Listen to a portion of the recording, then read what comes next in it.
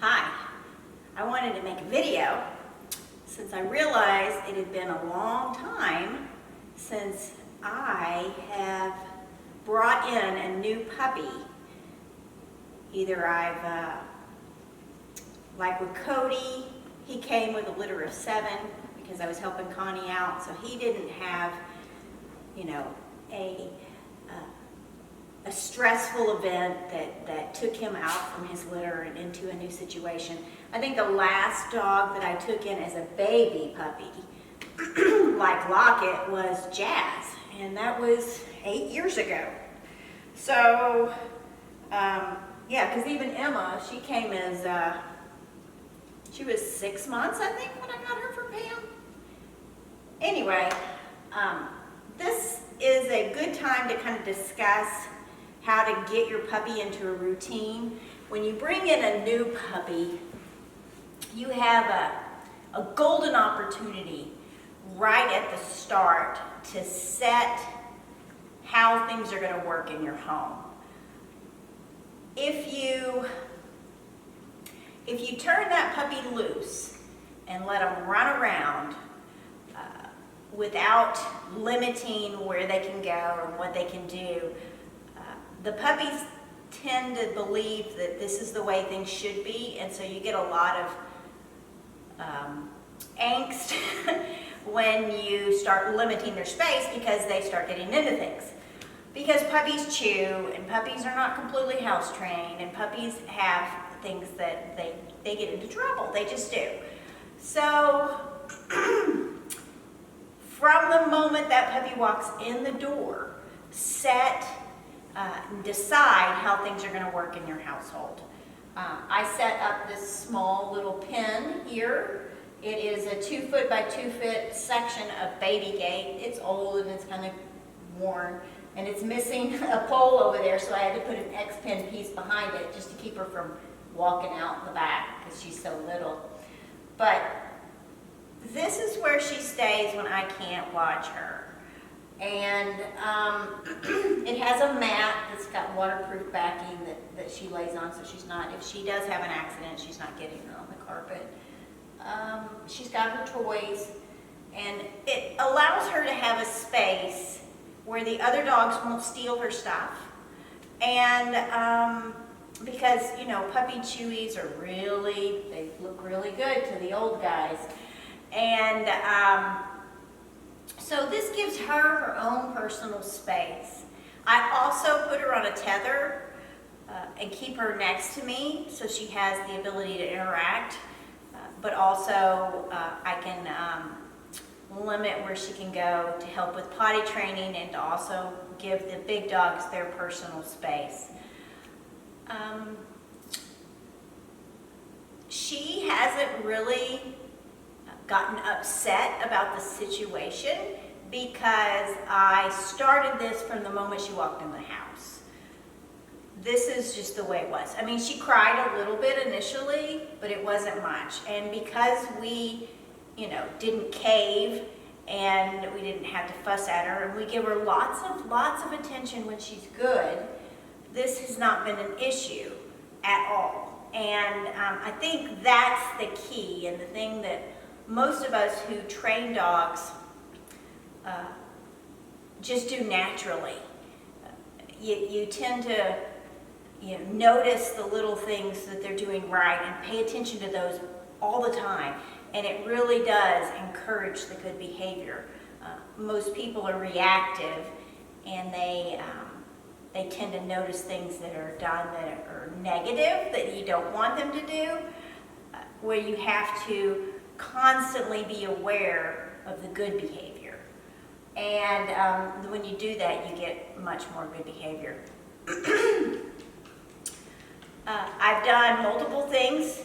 She rides in a crate in the car when we got her. She spent a day in the car. We let her ride out a little bit, but mostly she was in the crate because I wanted to set the precedent that she would be crated in the car. Especially because, she's going to be a show dog. She will have to learn to love her crate, and she's going to sleep crated, even if she's not in the crate during the day. I mean, the X-Pen isn't a crate, it's different, and it feels different. And I put her in an airline crate so that she could get used to multiple different types. And I know a lot of people don't have multiple different crates, and it's not going to be a situation that you see in many households. But if you're thinking of a performance dog, it's always good to have them well-rounded in that respect. We've taken her on several walks around the neighborhood to expose her to people mowing and people driving by and things like that. And that is also extremely, extremely important to do early on. As soon as you get the puppy, as soon as you get them out. And even with the situation in our world right now, it's a good opportunity, because people are social distancing, that you can get your puppy out and they won't be right in your puppy's face. And that allows you to build focus, and it also teaches the dog that not everybody who walks up is going to pet them. So I've really been liking this personally, because I think it allows you to build a much better focused dog, focused on you and not so much on the surrounding environment. And people keep their dogs away now, whereas before they might come up and go, oh, cute puppy, and they'll let their dog just get all up in your dog's face. Now people are much more aware, and they're keeping their distance. And so you can use that to your advantage. Keep your puppy safe. It's another vitally important thing. You will build a confident dog if your dog is brought into the world and shown that it is a safe place and that you will protect it. So with Locket, we've been working on just being calm in her pen, and she loves it. She's not in a hurry to get out of it. She had quite a bit of time this morning outside. She's been getting up at about 5 a.m. when Keith's alarm goes off, and I take her outside. And it's summer, so it's wonderful. I grab a drink, and I go sit outside with my phone on my glider chair outside, and the dogs just tool around the yard and have fun and eat breakfast. It's pretty low-key and low-paced, and she gets to have some playtime. And then we come in for a nap. And she does really well. I mean, she's sleeping through the night already. And I think a lot of it has to do with how I do it all. I put her right next to my bed. I mean directly next to my bed. I can stick my fingers inside the crate so she can give a little kiss. And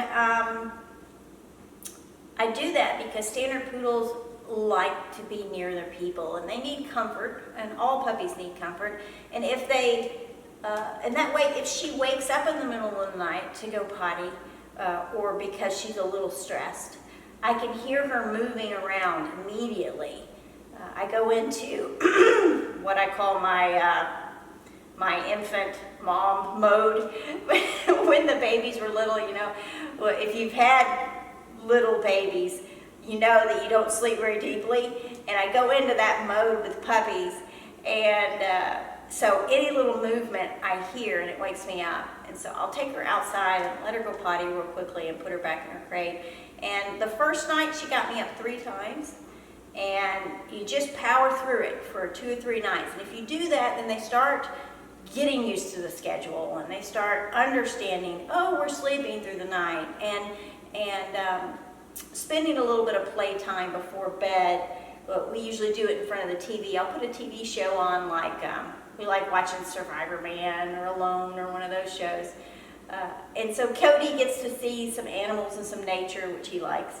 And the other dogs sleep on the couch, and I just toss the ball and play with her on the carpet on a tether so she doesn't run around the house. She is always limited about the space she is in. And that sets her up for success, and it also teaches her good leash behavior. But we play a little bit, and she gets all ramped up and fired up and has a good time, and sometimes the other dogs will get in and start playing with her as well. And I can teach her to be soft-mouthed and to not bite and not chew on things she's not supposed to.